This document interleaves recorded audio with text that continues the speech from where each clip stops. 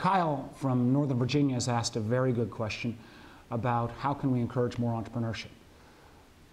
Entrepreneurs, startup companies, last decade have created about 3 million plus jobs. That's a much higher number than some of our larger companies. And we in Virginia, particularly Northern Virginia, are blessed with a really robust entrepreneurial community. What can we do from the federal government standpoint to help encourage this?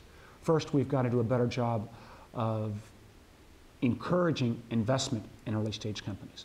That means looking at capital gains treatment for investors and startup companies. It means looking at perhaps, again, more favorable treatment for folks who will invest in companies when they go public if they want to hold on to those investments rather than flip them.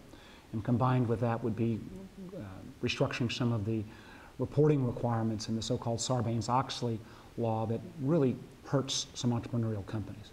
Second is we've got to do a better job of making sure that entrepreneurs who come up with new ideas, that those ideas get protected. So that means patent reform. It means speeding up the approval process from the FDA for drugs to market or medical devices to market. It means making sure that America, in my old industry, wireless, that we do a better job of freeing up more wireless spectrum so that we can continue to increase entrepreneurship in that important area.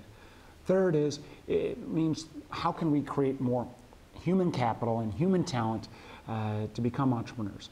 And to my mind, I see here, for example, in Northern Virginia, about 25% of our entrepreneurs were foreign-born. They came here to America, to Virginia, to start a business.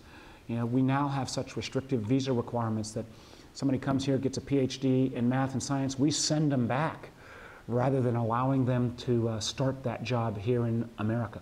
We ought to go ahead and staple a green card, particularly for some of those high-value math, science, and technology graduate degrees for folks who want to come here to this country and stay here and start their business. As well as that, we need to review some of the visa policies for the so-called entrepreneurs visa.